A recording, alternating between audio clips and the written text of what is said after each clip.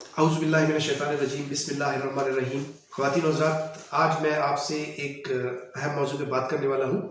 और ये चीज़ ऐसी है कि जिसके बारे में आप सुनते चले आ रहे हैं, जिसके बारे में आप देखते चले आ रहे हैं और जो आजकल ख़ुसूसी तौर पे मेडिकल प्रैक्टिस में वो बहुत ही अहम और इंतहाई आम सी बात हो गई है,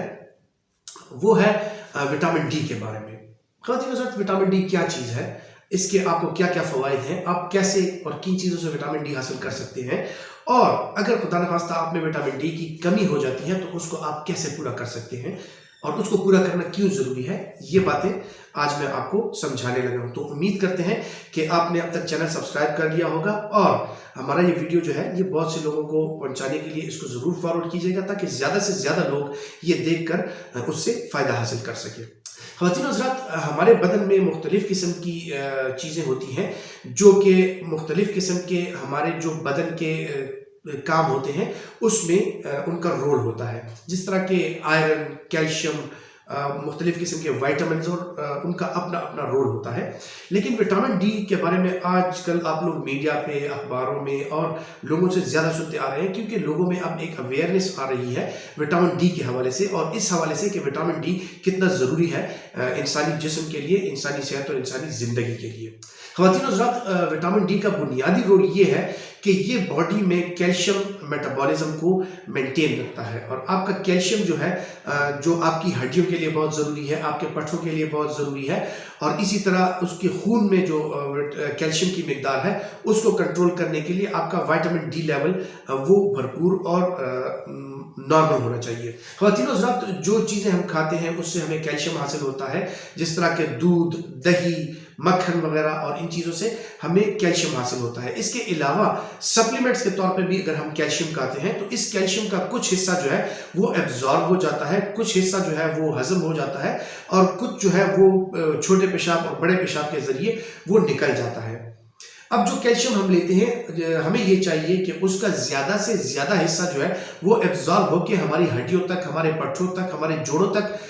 जाए और उस कैल्शियम का ज़्यादा से ज़्यादा तनासुब जो है वो हमारा बदन इस्तेमाल कर ले और हम एक सेहतमंद ज़िंदगी गुजारें। इस चीज़ के लिए विटामिन डी का होना बहुत ज़रूरी है। आपका जो विटामिन डी है वो ऐसे होता है कि आपकी बॉडी में आपका स्किन या आपका चमड़ा जो है वो जब सनलाइट को एक्सपोज होता है, चमड़े पे जब सनलाइट पड़ती है तो वहाँ पे विटामिन डी बनता है और यही विटामिन डी जो है ये सर्कुलेशन के थ्रू जाके और आपके गुर्दों में से गुजरता है और गुर्दे में ये एक्टिव फॉर्म में कन्वर्ट हो जाता है। गुर्दा इस इनएक्टिव विटामिन डी को एक्टिवेट करके active form of vitamin D में लाता है, अल्फा कैल्सिडोल की फॉर्म में लाता है और यही active form of vitamin D जो है ये आपकी बॉडी का आपका कैल्शियम जो है उसके मेटाबॉलिज्म को मेंटेन रखता है और आपकी कैल्शियम लेवल को नॉर्मल रखता है और कैल्शियम को डायरेक्ट करता है आपकी हड्डियों और पट्ठों की तरफ, जिससे आपकी हड्डियां और पट्ठे जो हैं वो सेहतमंद रहते हैं। खुदा न खास्ता जिन लोगों में विटामिन डी की कमी हो जाती है उनमें नतीजे के तौर पे ये होता है कि कैल्शियम मेटाबॉलिज्म ठीक नहीं रहता और उनमें कैल्शियम की कमी होने लगती है और उनके जो पट्ठे हैं और हड्डियां हैं वो कमज़ोर होने लगती हैं और हड्डियां भुरभुरी हो जाती हैं। हड्डियों में ऑस्टियोपीनिया और ऑस्टियोपोरोसिस का प्रोसेस जो है वो स्टार्ट हो जाता है। इन लोगों में हड्डियों की कमज़ोरी, पट्ठों का दर्द, कमर का दर्द और खुसूसी तौर पे फिर जब ये लोग ज़्यादा चले फिरे तो इन लोगों में थकावट और जो हाथ पाँव के पट्टे हैं वो बहुत जल्दी थक जाते हैं। अगर हम लोग देखें तो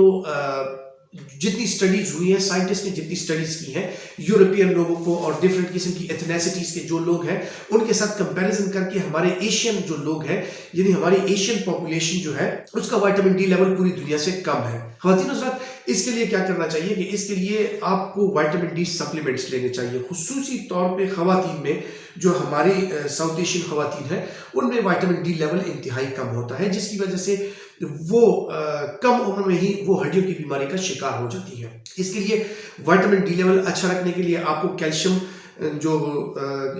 कंटेनिंग चीज़ें हैं, जिस तरह के जिन ग़िज़ाओं में कैल्शियम की मिकदार ज़्यादा होती है आपको वो लेना पड़ती है, जिस तरह दूध, दही, लस्सी, मक्खन वगैरह और दूध से बनी हुई मुख्तलिफ चीज़ें उनका इस्तेमाल आपको ज़्यादा करना चाहिए। इसके अलावा जो है विटामिन डी मुख्तलिफ फॉर्म्स में अवेलेबल है। जो हमारी ख़वातीन हैं वो खुसूसी तौर पे उनके लिए ये पैगाम है कि वो थोड़ी देर धूप में बैठ के अपने हाथ पाँव थोड़े से धूप में एक्सपोज कर दिया करें तो उनका अपना विटामिन डी भी एक्टिवेट होगा, बनेगा और साथ में ये उनको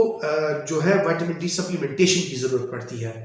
विटामिन डी सप्लीमेंटेशन आप जेल फॉर्म, कैप्सूल फॉर्म में भी ले सकते हैं, जो कि रोजाना की बुनियाद पे या हफ्तावार या महीने की बुनियाद पे आपका डॉक्टर आपको तजवीज़ कर सकता है। इसके अलावा मुख्तलिफ किस्म के ड्रॉप्स हैं जिनमें विटामिन डी अवेलेबल है। आप वो ओरल ड्रॉप्स ले सकते हैं और अपनी विटामिन डी की कमी को पूरा कर सकते हैं। और इसके अलावा जो आजकल एक इंतहाई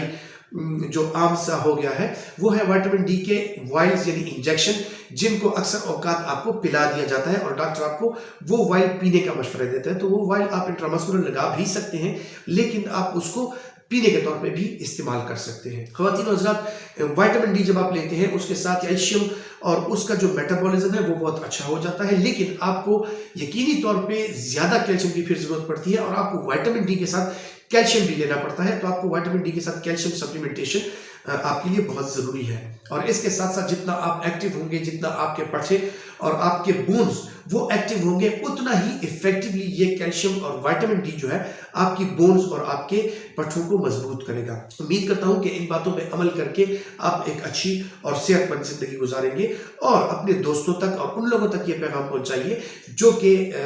इससे फायदा हासिल कर सकते हैं। अपना ख्याल रखिएगा। अल्लाह हाफिज।